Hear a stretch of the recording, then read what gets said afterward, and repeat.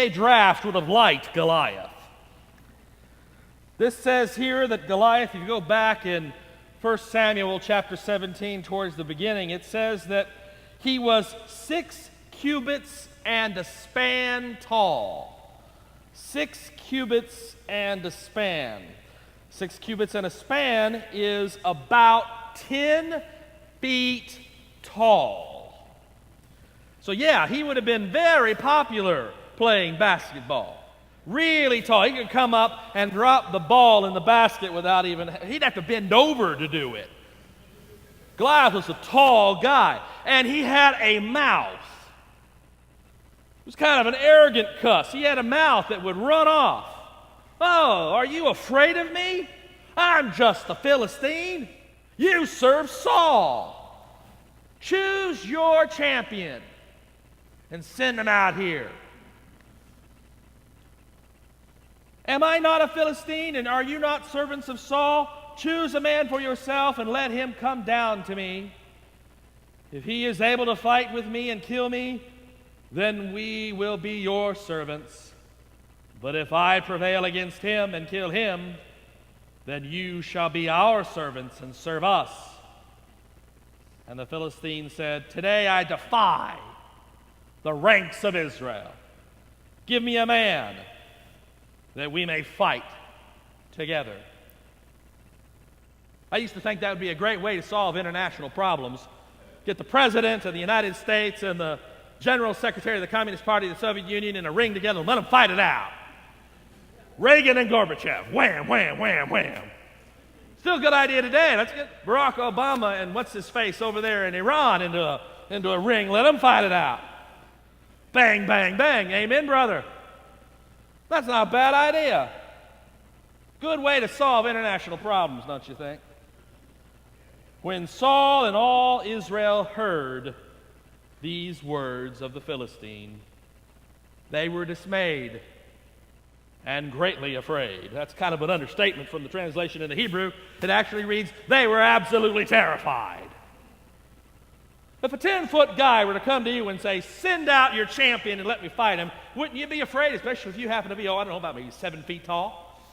You know, everybody's looking around. Okay, who's the tallest? Who's the biggest? Who's the strongest? Where's Arnold Schwarzenegger when you need him? When I was in seminary, I had a good friend. His name was Paul Longmire, and Paul was about 5 foot nothing. And I'm 6'1". And at the talent show, first year in seminary, at the talent show, I played Goliath and he played David. And it says that Goliath had a chain mail coat. A coat made of mail. And to illustrate it, we printed out letters to home. And we made it into a coat for me to wear. And he had a slingshot that was one of those sticks that had the Y on the end of it and the rubber doohickey, and he had some pebbles in there. And I would come out and I would taunt the students of the seminary, and he would sit there with his little slingshot and hit me with the pebbles as I would taunt them. We were having a lot of fun with it. But that little slingshot ain't nothing like what David had. He had a leather strap. It's kind of long, had a stick on one end. And you'd wrap the rock in it, and you hold the other end of the line, under the other end of the strap to the stick, kind of wrap it around there, so you could hold on to it really nice and strong, and you'd sling it above your head, and you get it going, you get it going, you get it going very fast, and it's orbiting your head very quickly, and then you know how to let go of it just at the right point. So the rock would go flying like a projectile right at your target. That's a really good weapon, not a little toy, but a real weapon of war. That's all he had. Whereas Goliath had a javelin that you throw, weighed 19 pounds. And he threw it like a lightweight spear. It had a heavy sword that was so heavy that when David eventually got his hands on it, he had to drag it out to use it. Everybody's afraid of this 10-foot tall giant. And David says, don't be afraid. I'm just a kid. It says he was ruddy and handsome, kind of red-headed and good-looking to look at. And it says that he said, don't worry about it. When I used to tend the flock of my dad, when the bear would come and when the lion would come, I'd fight them to protect the flock. And I'd grab them by the jaw and I'd hit them over the head and I'd kill them. And when I did that, I knew I wasn't fighting on my own. I had God with me. Likewise, the God who protected me against the paw of the lion and the paw of the bear will protect me against this unwashed Philistine. So they tried to put Saul's armor on David, and of course it was way too heavy, poor kid. He couldn't wear all that armor, the helmet and the coat of mail, and the sword was so heavy he couldn't carry. He would have been in a more dangerous position trying to go around in that armor than going around naked. So they took the armor off, and he had his stick, his staff in his hand, shepherd's staff. And he had a sling, and it says he chose 5 smooth rocks from the river basin. 5 smooth rocks. That's all he had. His staff, his sling, and 5 smooth rocks. The passage continues on. Let's see.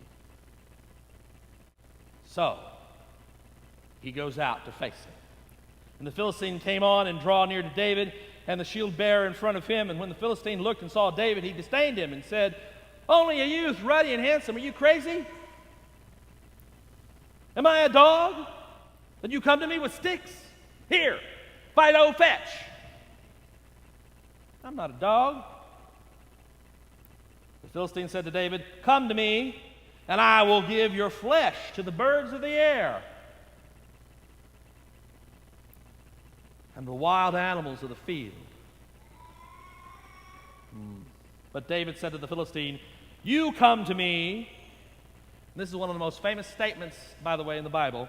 You come to me with sword and spear and javelin, but I come to you in the name of the Lord of hosts. I come to you in the name of the Lord of hosts. You come with sword and javelin and spear. You come with your armor. You come with the weapons of warfare. You come with those things that you know that you have been trained to use. I come to you in the name of the Lord of hosts. And in your Bibles, it gives Lord in the capital letters L, O, R, and D. And when the Bible spells, especially the Old Testament, spells Lord in all capitals, L-O-R-D, it's relating the personal name of the deity, the personal name of God. Now, we sang in our opening hymn today, Guide Me, O Thou Great Jehovah. Jehovah is the German mess-up of the name of God. God's Hebrew name is Yahweh. And names mean things in other languages. They mean things in English too. Gregory, my name, means watchman. A Gregory is a man who stood at the gate and watched for oncoming enemies to come and attack. That's what a Gregory was for. Well, Yahweh has a meaning. Yahweh is formed from the Hebrew verb to be. God's name is based on a verb, and it means to be. Yah means to be in Hebrew. And therefore, God's name literally means I am, I exist, I am here, I am present, I am and cannot not be. Or in a relational sense, A good illustration for the meaning of the name Yahweh is to take a hose and attach it to a faucet, turn the faucet on, let the water start flowing through the hose. Then reach out and pinch off the middle of the hose. And you feel that pressure of water behind your fist trying to get past the pinch point and come out. That pressure of water trying to force its way out. That's the essence of the meaning of the name Yahweh. I am and I will be known. I am and you will have to deal with me. You can try to deny God all you want. You can try to say God doesn't exist all you like. You can try to say that God is not important, that I can go about my own living, my own way, and ignore God. But my friends, eventually, either in this life or the next, you're going to have to deal with Yahweh. The I am cannot be gotten around. The I am will be known. That's the meaning of his name. And David says to the Philistine, I come to you in the name of the I am of hosts, the one who is known amongst the angels, the one who created all that is and is known by it all. You may come to me with sword and spear and javelin. I come to you with the armament of the Most High God. Well, right now, if I'd been Philistine, I think I'd been, goodbye. Let's advance to the rear. No. It says that the Philistine drew near to meet David, and David ran quickly to the battle line to meet the Philistine. He didn't hold back. He didn't cower behind a rock. He didn't grab a trench. When the Philistine came forward to meet David, David went forward to meet the Philistine. He went forward to confront his opponent without hesitation. When the Philistine drew nearer to meet David, David ran quickly to the battle line to meet the Philistine. And David put his hand in his bag and took out a stone and slung it and struck the Philistine on the forehead. And the stone sank into his forehead, and he fell face down on the ground. It sunk into his forehead. It went through and in. It pierced him. And he tumbled down. Now, you learn a lot of things from this story. Probably the most important thing is that things are not always as they appear. Objects in rear view mirror may be closer than they appear. Objects that are large, opponents that are big, may be impressive, may have big mouths, may make a frightening sound. But even if you're small, even if you're short, even if you're poor, even if you're weak, even if you're minuscule, even if you're small, the biggest thing need not terrorize you. The biggest thing need not defeat you if you come before it in the name of the Lord of hosts. There is nothing that you face, not a care, not a concern, not a worry, not a fear, not a pain, not an anguish, that you don't face without the presence of God in your life. I don't know what your Goliaths are today. Some of you have hospital appointments with doctors. Some of you have appointments with financial aids to help you figure out how you're going to make it through the next 6 months. Some of you are looking for work, for jobs. Some of you are trying to change your lives by changing your habits and your ways. Some of you are trying to get over smoking. Somebody is trying to get over drinking. Turn it over to God. Whatever Goliath you're facing, some of you have fights in your family. Some of you have fights with your brothers and sisters in church. Oh, that never happens, Greg. Yeah, it does. Some of you are angry at yourself. Some of you are even angry at God. The glorious good news is, no matter what Goliath you may face, be it somebody else, be it some doctor, be it some illness, be it some habit, be it an IRS agent, no matter what you face it with God at your side. Even your own pain and anguish and frustration with God, you don't face God alone. God is on your side. Isn't that wild? That God would be with you. Even when you want to keep yourself at arm's length from God, God won't let you get away, but will hold you close. No matter what you face, no matter what difficulty you face, no matter what pain you face it with God at your side. You may try to come against it with the weapons of this world. My brothers and sisters, that's just like Goliath's weapons, and they were useless to him. They'll be useless to you. Instead, we are called to face the Goliaths of our lives with the holy God, the holy Lord of hosts on our side. Whatever Goliaths you're facing, whatever storms are raging in your life, and my friends, these Goliaths can kick up a nasty storm. These Goliaths can cause so many problems. The storms can rage heavy.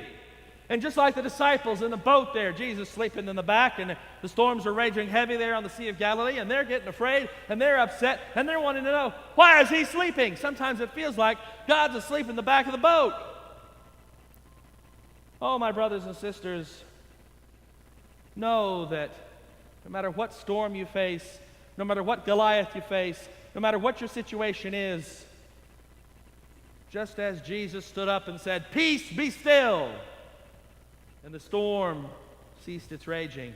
Just as David stepped out in faith and took the rock and slung it at Goliath, and it penetrated Goliath's head, and he falls down. So also, when you face what you face, when you step out in faith to confront the Goliaths of your life, when you stand up and face the storms that are raging in your life, know that Christ Jesus is with you. The Lord of hosts is with you, and you have nothing to fear. For Jesus says in our situation too, "Peace, be still."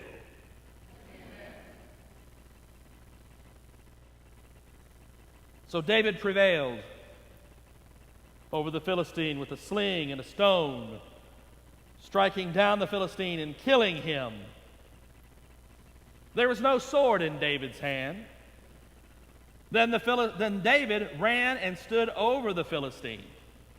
And the illustration here, though, it says literally in Hebrew, he straddled him at the neck, reached back and grabs the sword out of his scabbard, drags it out, slings it up, and chops off his head.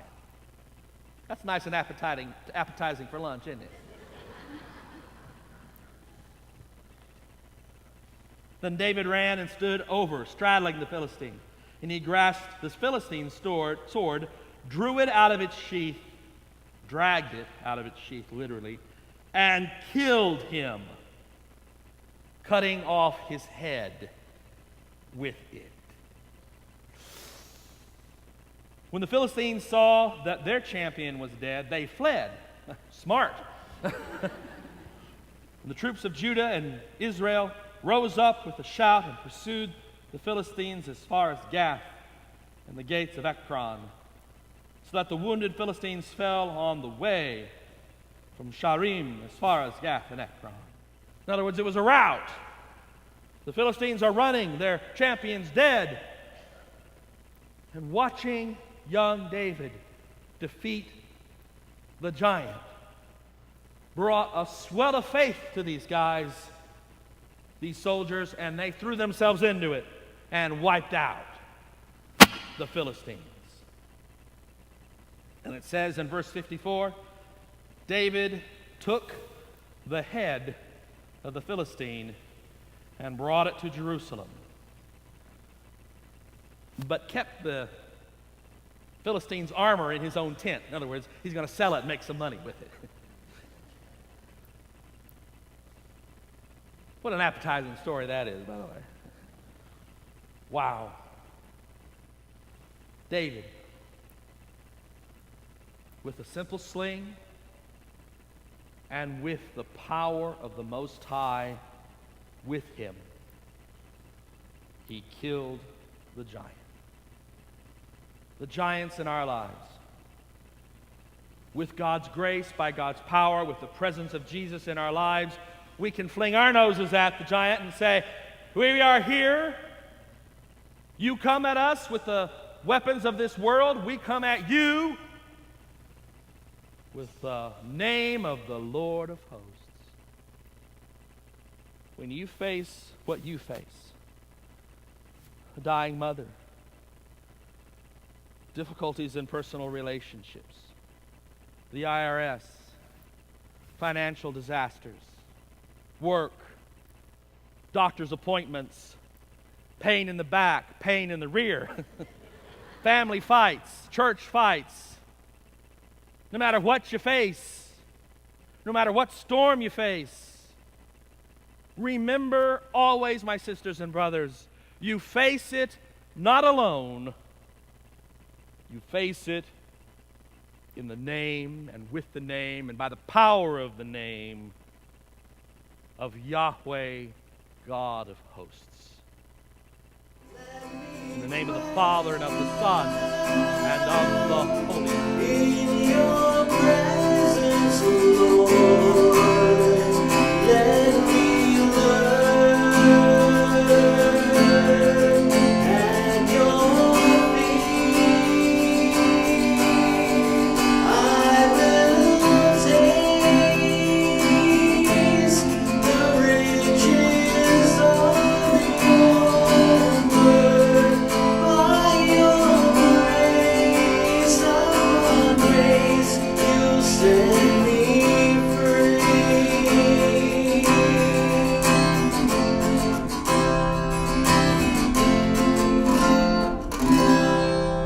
You have been listening to a sermon by Dr. Gregory Neal, Senior Pastor of Northgate United Methodist Church and Rector of Grace Incarnate Ministries.